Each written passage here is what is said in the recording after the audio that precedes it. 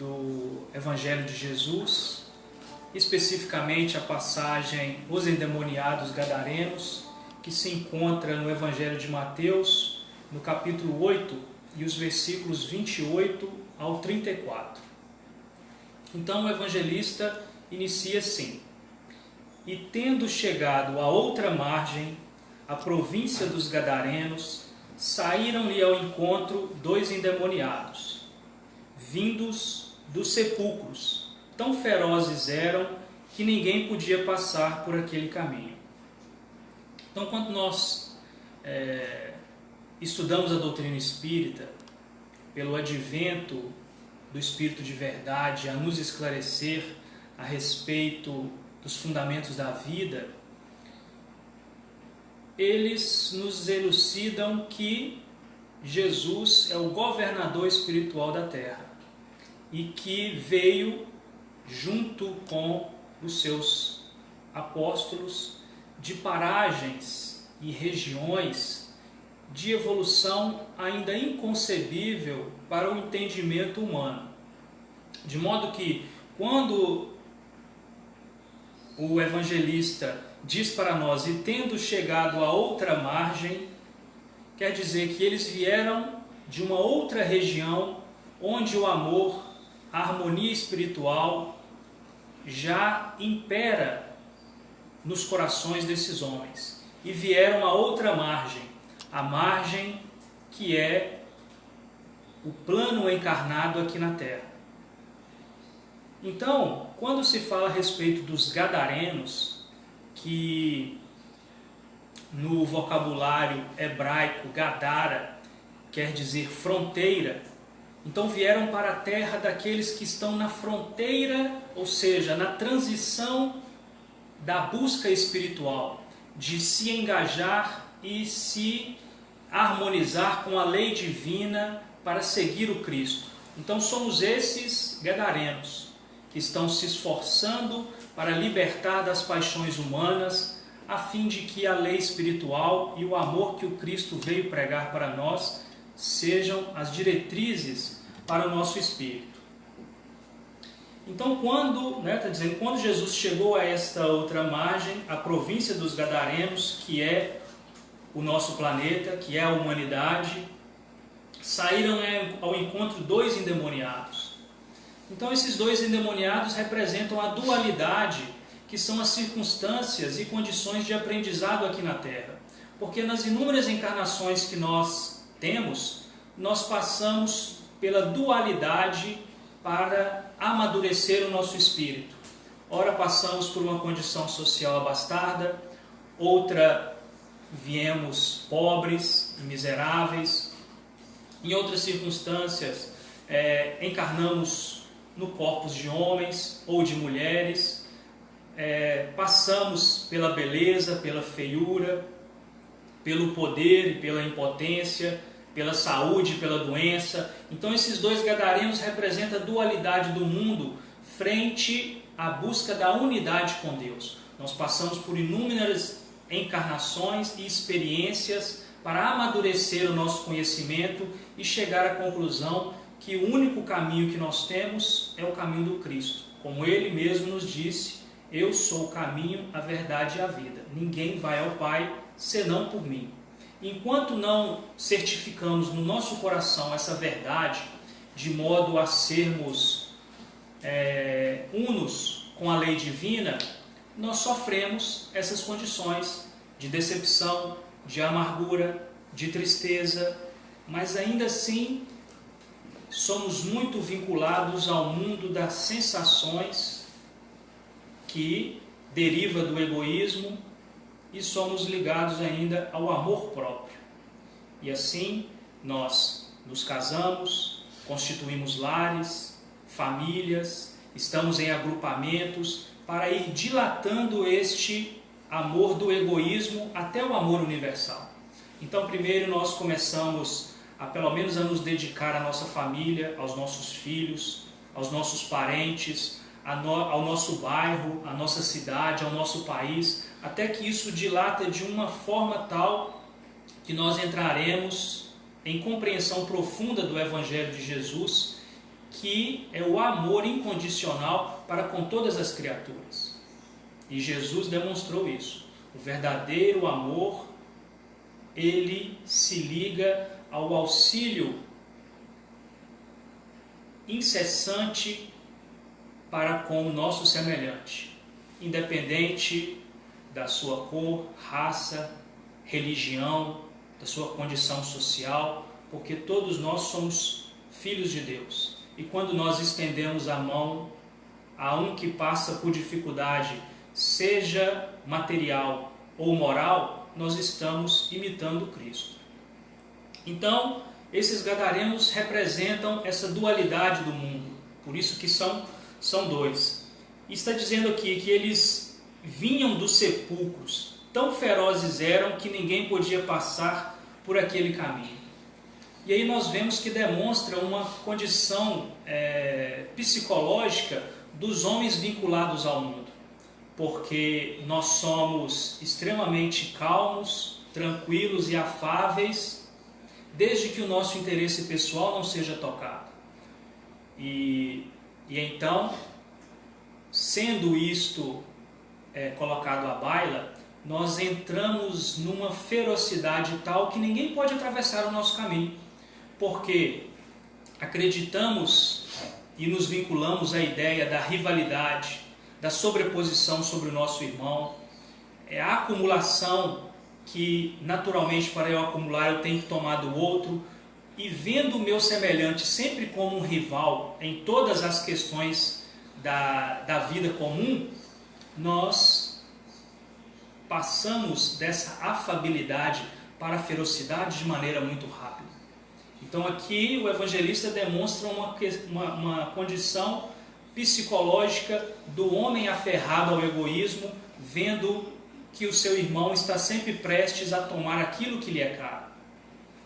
Então aqui está dizendo, que nós, nessa condição de gadarenos, de homens mundanos, nós viemos desses sepulcros que representa as inúmeras encarnações. E a gente pode fazer aqui ainda uma referência, lá em Gênesis, capítulo 1, no versículo 2, diz o seguinte: E a terra era sem forma e vazia, e havia trevas sobre a face do abismo, e o Espírito de Deus se movia sobre a face das águas. Então aqui, na Gênese mosaica, falando a respeito da criação do mundo, e sabedores nós somos que este verbo que rogou a luz para os homens era o verbo do Cristo, porque ele é o co-criador da terra.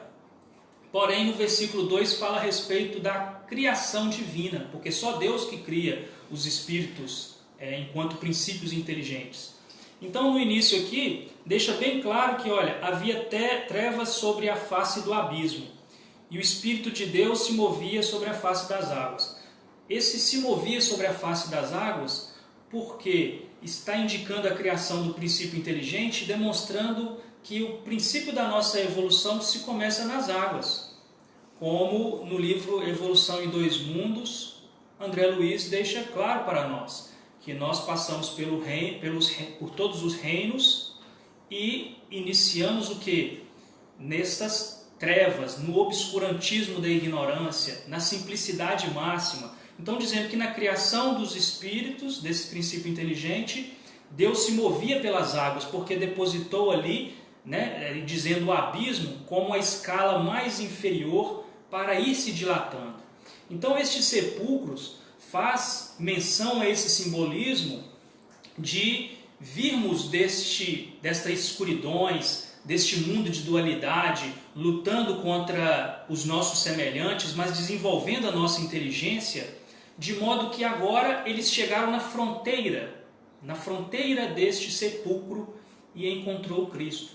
Ou seja, nós somos esses gadarenos que passamos por inúmeros reinos, desenvolvemos a nossa intelectualidade, amadurecemos em diversas áreas, mas ainda não demos o passo decisivo para a iluminação.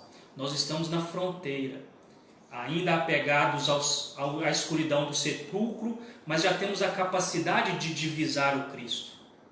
Mas ainda sendo e sabendo que Ele é a diretriz para nossas vidas, ainda relutamos pelo atavismo do passado, pelo comodismo, pela inércia e ainda pela vinculação nas paixões e prazeres vinculados ao egoísmo humano. Por isto que, nesse versículo 1, deixa claro essa condição, né? Os sepulcros, nós estamos saindo desse sepulcro. E ainda faz uma menção mesmo ao mito da caverna de Platão, em sua República, que ele demonstra essa mesma circunstância. Os sábios, e aqui para nós, na Bíblia e no Evangelho de Jesus, são os profetas, os enviados do Cristo, os grandes homens que vivenciaram a lei. Eles já saíram desse sepulcro há muito tempo, já divisaram paragens superiores, planetas com evolução grandiosíssima, e vieram para nós, retornando à caverna para nos informar, mas a mais das vezes, por sermos ferozes quando tocados no nosso interesse pessoal, ao longo da história da humanidade nós vemos que nós os sacrificamos. Então no versículo 2, no próximo versículo, no 29, ele diz: E eis que clamaram dizendo: Que temos nós contigo, Jesus, Filho de Deus? Vieste aqui atormentar-nos antes do tempo? Então aqui indica bem que os gadarenos somos nós, porque veja que mesmo na condição de obscurantismo deles e nas cavernas, eles sabiam quem era Jesus. Eles sabiam que Jesus era o Filho de Deus, era o enviado. E então aqui mostra mais uma condição psicológica nossa, porque diz: vieste aqui atormentar-nos antes do tempo. Porque a gente sempre, mesmo divisando o Evangelho de Jesus e os seus ensinos como a salvaguarda para a nossa evolução, a gente sempre quer deixar para depois aquilo que a gente não quer viver em momento nenhum, porque constrange o nosso amor próprio. Então, a mais das vezes a gente fala assim: não, mas eu vou estudar a doutrina com mais afinco, eu vou ajudar caritativo as pessoas, depois que eu casar, porque agora os estudos estão me envolvendo de maneira muito drástica, estão tomando muito meu tempo, eu preciso procurar uma profissão que me dê um respaldo na sociedade. E depois nós casamos, a gente fala: não, é depois que eu ter filhos, porque eu estou envolvido nessas ideias e agora não tenho tempo. E depois a gente fala: é depois que meus filhos saírem de casa, é depois que eles casarem, depois que eu aposentar. E aí a gente deixa para outra encarnação. E assim nós estamos deixando, inelutavelmente, por várias encarnações, essa decisão de realmente seguir o Cristo nas bases do Evangelho, e que Jesus nos deixou claro ao dizer: aquele que quiser vir após mim, renuncie a si mesmo, pegue a sua cruz e siga-me. Então renunciar a nós mesmos é justamente estas ligações inferiores que os gadarenos não queriam. Tanto é que ele fala: por que você vieste nos atormentar antes do tempo? Nós conseguimos divisar o Cristo, mas ele ainda traz um constrangimento para nós, porque Jesus fala a respeito do perdão, do amor ao próximo, da tranquilidade inquebrantável, da fraternidade e boa convivência com os nossos irmãos, em dividir racionalmente o excesso que nós temos em nossas vidas, em não recriminar a nenhum dos nossos semelhantes e perdoar as ofensas. Então isso ainda a gente quer deixar para depois, assim como os gadarenos. Não, Cristo está me atormentando antes da hora. E não é antes da hora, era o momento. Eles já tinham vindo desde dessa exemplificação que nos foi dada, desde a criação, ali naquele abismo, passando por inúmeros reinos, encarnando em inúmeros planetas, em inúmeras circunstâncias de experimentação na vida, e eles chegaram na condição de estar na fronteira. E na fronteira se requer uma decisão de ou seguir com Cristo ou ainda chafurdar-se nas paixões inferiores, que nós sabemos que desencadeiam inelutavelmente em nossas vidas a decepção e o enfado. que são também degraus importantes para a nossa evolução, porque quando pisamos nele, nós já não queremos realmente olhar para trás e tomamos decisões mais espiritualizadas para nossas vidas. Então, no versículo 30 ele diz: e andava pastando distante deles uma manada de muitos porcos. Então, no Evangelho, a representação de porcos é realmente dos prazeres mundanos. Nós vemos também na passagem do filho pródigo que fala a respeito dos porcos. Até ele tomar a decisão de retornar à casa do pai, ele estava ali cuidando dos porcos. E em determinado momento ele diz o quê? Mas na casa do meu pai eu tinha de tudo. E aqui eu como o resto dos alimentos dos porcos. Então, estar vinculado aos porcos, todos nós já observamos como que é um porco. Um porco ele tem uma visão referente à sua capacidade de estatura para baixo. A gente nunca vai encontrar um porco olhando para cima. E nós vemos que quando a gente está ao lado de um porco, ele é indiferente à presença alheia. Ele só se vincula ao seu próprio interesse, seja de chafurdar na lama, de alimentar, de buscar insaciavelmente o prazer da sustentação temporal do seu organismo. Então, esse simbolismo dos porcos é de nós, enquanto homens, vinculados ao egoísmo e pensando só em nós mesmos. Então, estava ali pastando uma manada de porcos, ou seja, as paixões pululavam naquele ambiente, que é o nosso planeta, que é a humanidade. E depois ele continua, né? E os demônios rogaram-lhe, dizendo: se nos expulsas, permite-nos que entremos naquela manada de porcos. Então aqui é mais um simbolismo referente à nossa condição moral e escolha de vida. Porque os gadarenos naquela circunstância e os demônios representando aqui as inúmeras paixões inferiores que nós temos, que digladiam na nossa intimidade, e que o Cristo, a presença dele, constrange a essas paixões a arrefecerem, e nós não queremos, porque ainda nos vinculamos às convenções temporais de um mundo sombrio, como é o nosso, um mundo que ficará para trás, porque logo à frente virá a regeneração, onde as virtudes sobreporão as viciações. Então há essa pergunta. A gente fala: olha, Jesus, você está aqui, eu sei que eu deveria tomar essas decisões para seguir contigo, mas estes demônios que digladiam dentro de mim, essas paixões inferiores, me impulsionam a querer vivenciar o mundo nas suas experiências degradantes, né? Aquelas impulsões violentas para as paixões do mundo, de poder, de prazer a qualquer custo, sem nenhuma ideia de espiritualização, de digládio com os nossos irmãos, de levantar bandeiras para conflitos entre os nossos semelhantes, em querer impor a nossa vontade sobre os outros, como se tivéssemos a diretriz melhor para a sociedade.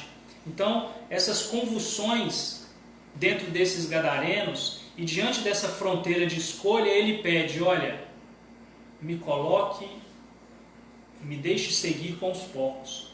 Ou seja, a decisão da maioria dos homens ainda é seguir com as paixões mundanas e fazer com que o Evangelho do Cristo seja apenas um simbolismo filosófico impraticável em nossas vidas.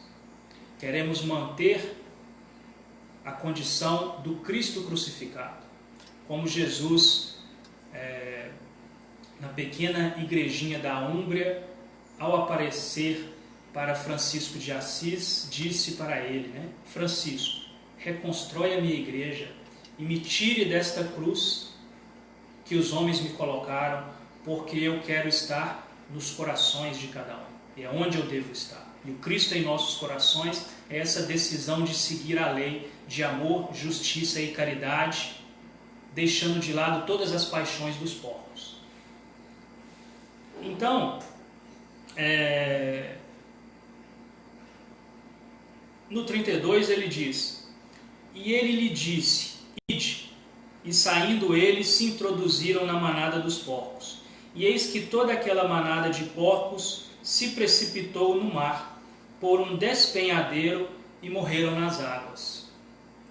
Então aqui ele faz uma referência da situação que nós vivemos hoje, de transição.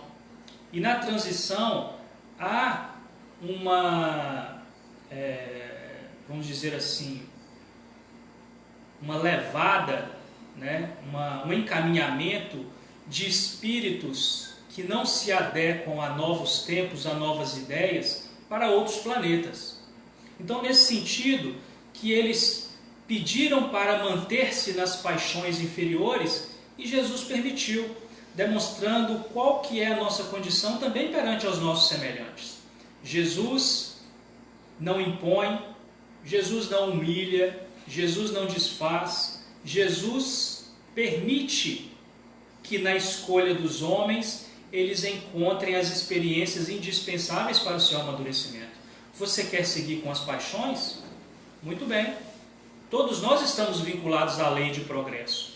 E mesmo o caminho do mal, que muitas das vezes nós depreciamos, é que para o Cristo o caminho do mal, ele de certa forma não existe, porque ele tem um curto espaço de tempo referente à alma eterna. Porque se formos ver que somos espíritos eternos, certo? Sendo espíritos eternos, nós vinculamos uma etapa da nossa vida onde, ainda presos aos instintos, nós estamos neste, vamos dizer assim, caminho do mal ou caminho do erro.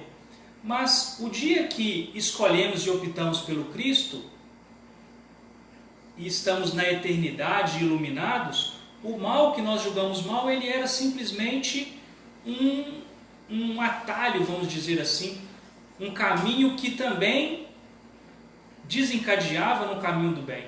Então, o que nós chamamos de caminho do mal, ele está, a mais das vezes, a serviço do bem. Porque, mesmo no erro, nós desenvolvemos a nossa inteligência, pelo digládio das nossas paixões, nós amadurecemos, pisamos no degrau da decepção e do enfado, e aí sim nós caminhamos junto com o Cristo. Então, nessa circunstância de demonstrar a condição do Cristo frente aos seus tutelados, demonstra para nós também a nossa condição perante os nossos irmãos. Bem, se cada um decide por si que determinado caminho é o melhor para ele, nós temos que respeitar a sua condição. Porque naquele momento ele precisa passar por aquelas experiências para dissolver e diluir essas paixões que tem na sua intimidade, para depois sim seguir junto com o Cristo. Então aqui Jesus está deixando para nós claro que a compostura do cristão frente às paixões do mundo é de respeito à ignorância e à necessidade de aprimoramento dos nossos irmãos, sem se apegar à crítica, à blasfêmia, à maledicência, ou mesmo desmerecer os nossos irmãos. Cada um está no degrau que lhe é devido, e lá Jesus lhe dará as instruções para ele mais rapidamente alcançar a luz do Evangelho. Então, seguindo, ele diz, que eles introduziram nessa manada de porcos, e eis que toda aquela manada de porcos se precipitou no mar por um despenhadeiro. E o que é precipitar neste mar? Nós sabemos que no Evangelho, água representa reencarnação. E um mar é muita água, são muitas encarnações para diluir essas paixões que aqueles espíritos vinculados aos gadarenos teriam que passar para crescer espiritualmente. Então isso também se remete à necessidade de levar esses espíritos para outras paragens, para outros planetas, que terão experiências e reencarnações que lhe propiciarão este mar de água, inúmeras dualidades, para que eles venham a aprimorar. E como nós estamos numa condição de pandemia pelo coronavírus, também faz parte do programa do Cristo desta necessidade de evolução do próprio plano. Porque quando há um desencarne em massa, é mais fácil para os benfeitores espirituais e equipes especializadas levarem alguma parte daqueles espíritos para outras paragens, outras escolas, e isso, de certa forma, desarticula o movimento de obsessores no plano espiritual, porque desvinculam essas almas deles e eles ficam, de certa forma, desnorteados. Então é preciso, neste momento de transição, que se trabalhe o psiquismo da Terra para que as ideias renovadoras e o Evangelho possa se tornar uma cultura entre as pessoas. Porque o Evangelho ainda está longe da família. Porque por mais que a família seja o sustentáculo da sociedade e criada pela mente do Cristo para o aprimoramento da humanidade, nós ainda nos vemos vinculados ao interesse para a minha esposa, para os meus filhos, para os meus parentes, para mim e para os meus. Então acaba que a família ainda vinculada no egoísmo, que não permite a entrada do Evangelho nos seus moldes puríssimos, como nos diz até mesmo Emmanuel no livro Consolador, que começamos a compreender o amor do Cristo quando quebramos as paredes dos nossos lares. Quando já começamos a identificar o nosso irmão como um familiar próximo e que nós devemos dedicar para auxiliar naquilo que ele precisa. Já não é mais como os gadarenos, que vê a todos como um rival, que vê a todos como alguém que vai lhe tirar algo que é importante. E por isso nos enfurecemos, discutimos e entramos em contenda com os nossos irmãos. E nessas circunstâncias de pandemia, como dizemos, é imprescindível para que haja uma mudança de tônus mental, psíquico, gerado por todas essas famílias. Porque quando vem de encontro ao nosso interesse pessoal e nós arrefecemos diante de uma dor que clama aqueles que passam por circunstâncias difíceis, nós amolecemos as fibras dos nossos corações, dilatamos a nossa capacidade psíquica e começamos a divisar então aquilo que realmente importa, o que é de essencial em nossas vidas. Porque ainda estando numa sociedade que é considerada como uma sociedade de consumo e vinculados ali a um psiquismo de prazer, acúmulo e poder, isto de tal forma envolve o nosso espírito em perturbação, em conflito, que as luzes claríssimas do Evangelho não penetram. Não consegue chegar ao nosso coração para que as nossas atitudes sejam realmente cristãs. E ficamos ainda sob o império de uma certa contradição. Somos cristãos porque nos denominamos assim, mas agimos no mundo como uma fera, como um gadareno, que quer dominar, impor e colocar as suas paixões como móvel fundamental da sua vida. E que quando Cristo aproxima com as suas luzes espirituais, ainda escolhemos as paixões, porque Ele nos constrange à tomada de decisão que a mais das vezes não queremos. Por isso que não adentramos no conceito do Cristo de renunciar a si mesmo. Porque veja que seguir o Cristo nas bases do Evangelho, a primeira preposição que ele diz foi: aquele que quiser vir após mim, renuncie a si mesmo. Renunciar a si mesmo é deixar o interesse pessoal e o egoísmo, e com o coração, com capacidade de vibrar consoante aos guias da humanidade em marcha, aí sim nós começamos uma tarefa, uma missão, uma proposta junto com o Cristo.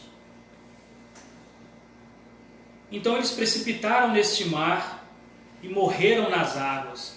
Veja que esse morreram nas águas, Jesus, por mais que deixa clara a nossa condição espiritual ainda vinculada às paixões, ele deixa um alento da promessa, porque ele diz que esses porcos e essas paixões, eles irão morrer nestas inúmeras reencarnações.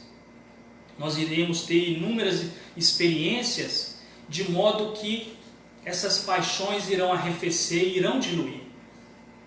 Então, aqui demonstra um conceito da doutrina espírita, que é o alcance da angelitude como destinação para todos nós como espíritos eternos. E Jesus deixa claro isso. Olha, os seus irmãos, por mais drástica vinculação ao erro e ao vício que eles estejam, não se preocupe. Eu estou programando e planejando as suas encarnações meticulosamente, de modo que essas paixões inclementes, elas irão passar.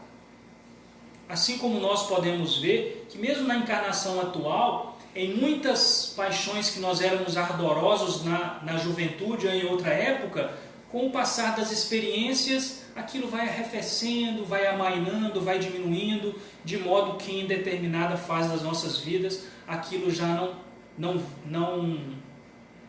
vibra fortemente na nossa intimidade. Então este morrer nas águas é um alento para nós, porque deixa claro que nas encarnações que Jesus programa para nós, lentamente nós iremos deixar estas paixões violentas que ainda vibram tão fortemente em nossos corações e consciências. E depois, no versículo 33, ele diz: os porqueiros fugiram e, chamando a cidade, divulgaram tudo o que acontecera aos endemoniados. Então, o que são esses porqueiros? Aqueles que cuidam dos porcos, das paixões no mundo, são aquelas almas vinculadas a insuflar no homem a ideia do mundo como objetivo fundamental para as suas vidas, insuflando o orgulho, o ódio de classes, insuflando as guerras, a sensualidade, a ambição desenfreada, o consumo desnecessário, ou seja, confundindo nas almas dos homens e não permitindo que o Evangelho adentre nelas. E Jesus disse isso a respeito dos fariseus, porque ele disse: vocês param na porta, não entram e não deixam ninguém entrar. Então é como esse simbolismo dos porqueiros, daqueles homens que têm uma capacidade intelectual desenvolvida, mas a moralidade ainda bastante baixa. E se colocam na condição de professores ou de regentes dos interesses da humanidade, sendo muitas das vezes escritores, oradores, pessoas de destaque, ao invés de impulsionar os homens para a libertação das paixões, colocam as paixões como algo imprescindível para a vida aqui na Terra, como um objetivo principal. Então a chegada do Cristo fez com que estes porqueiros fugissem. E o que eles fizeram? Eles foram buscar os homens da cidade, ou seja, buscaram sustentáculo para manter o consenso da vaidade, do orgulho e da presunção como bases fundamentais para as nossas vidas. Então eles foram lá divulgar o que aconteceu com os endemoniados. E no 34 diz: eis que toda aquela cidade saiu ao encontro de Jesus, e vendo-o, rogaram-lhe que se retirasse do seu território. Então veja que aqui eles demonstram mais uma vez a condição psicológica e moral da humanidade, que ainda se deixa se convencer por homens cujas ideias demagógicas são vinculadas às circunstâncias efêmeras de um mundo sombrio como o nosso, vinculada aos sentidos, à posse, ao interesse pessoal, à vaidade, à desarmonia da família e a práticas e comportamentos que são incompatíveis com a vivência e a busca do Cristo. Então, de modo que demonstra que esses homens da cidade, eles facilmente foram convencidos por esses porqueiros, por esses homens que cuidam da manutenção, vamos dizer assim, das paixões no mundo. De modo que eles saíram ao encontro do Cristo e pediu para que ele se retirasse. E quantas vezes nós não fazemos isso em nossas vidas? Não, me desculpe, Jesus, você poderia se retirar, afastar, porque eu tenho que manter a minha posição através da violência. Eu tenho que tomar o cargo do outro a partir da difamação. Eu não posso perdoar o meu semelhante, porque eles vão me julgar na sociedade um homem tolo. Eu tenho que juntar muito dinheiro, porque eu tenho que deixar patrimônio. Eu tenho que ainda colocar as sensações do corpo à frente dos interesses espirituais. E nós vemos aí uma parte importante, porque o grande problema da humanidade, ela se vincula a uma inversão principal, que é que nós colocamos os valores materiais à frente dos espirituais. Então, quando colocamos essa inversão, fazemos essa inversão, o espírito eterno subjugado pelo corpo efêmero, há uma inversão de valores e daí deriva todo tipo de inversão que há na sociedade, colocando interesses egoísticos e pessoais ao coletivo.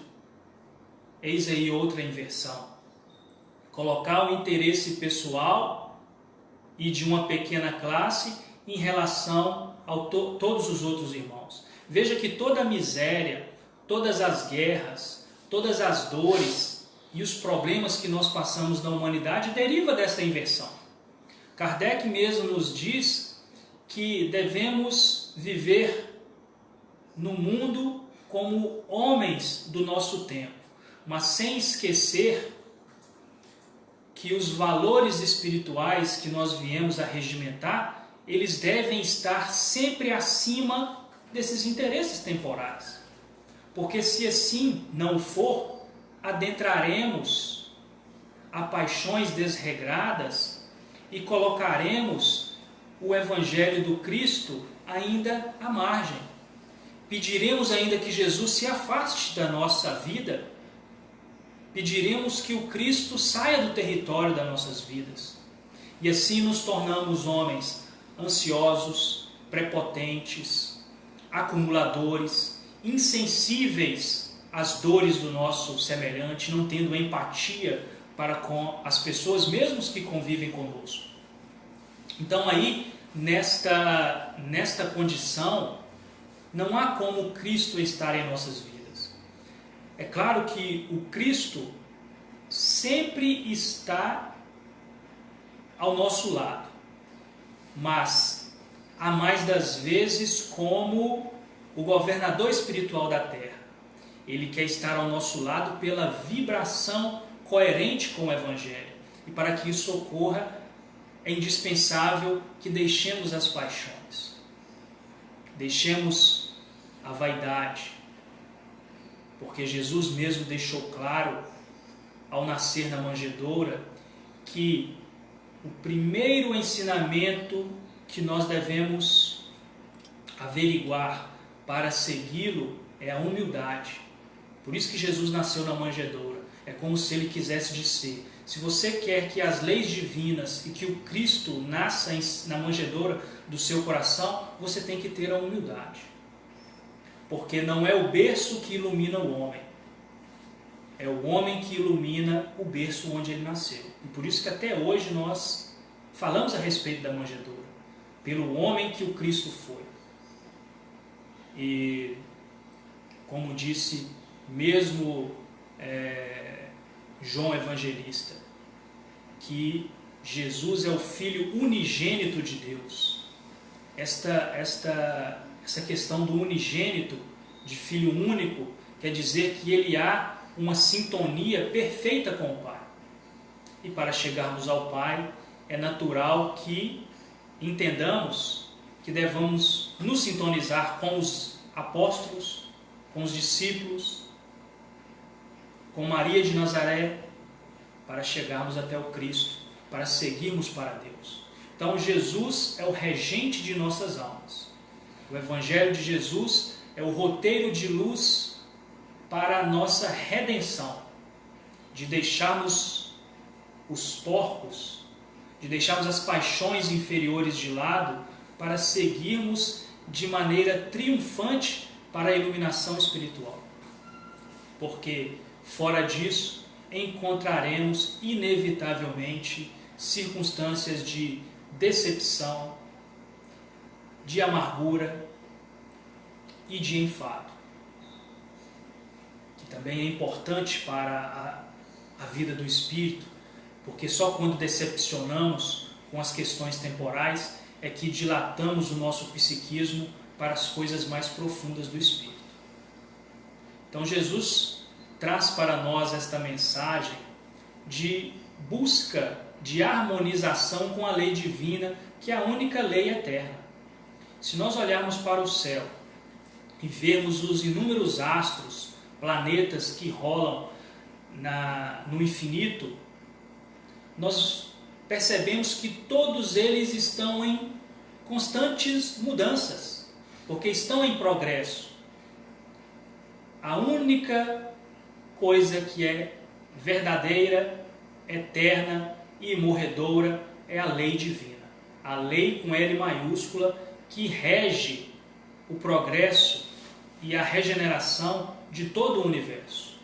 E a representação desta lei para nós é o Cristo, que é o amor com A maiúsculo, que é o amor onde não há nem um vestígio de egoísmo. Porque se João Evangelista disse que Deus é amor, e nós ainda não temos comparação aqui na Terra para entender Deus em espírito e verdade, num plano tão inferior e com sentidos tão tíbios, a missão do Cristo entre nós foi justamente ver como o amor se movimenta no mundo inferior. Por isso que Jesus é o guia e modelo da humanidade, porque se Deus é amor, Jesus é o amor em movimento. E seguir nas pegadas do Cristo é a única trilha segura para fruirmos no mundo inferior a felicidade que nos é permitida e além túmulo encontrarmos a felicidade e a tranquilidade de alma que ainda é indizível para nós, porque o nosso vocabulário também é bastante limitado para falar sobre questões celestes. Então, meus irmãos, a mensagem do Evangelho que nós trouxemos nesta manhã é esta: que Jesus nos ampare, nos fortaleça, para que, enquanto gadarenos vinculados à dualidade e às paixões do mundo, o Cristo aparecendo para nós na atual existência de inúmeras formas, que possamos tomar a decisão correta de segui-lo, como Paulo se propôs a segui-lo no caminho de Damasco. Então, que os benfeitores espirituais nos ampare e ilumine-nos hoje e por todo sempre.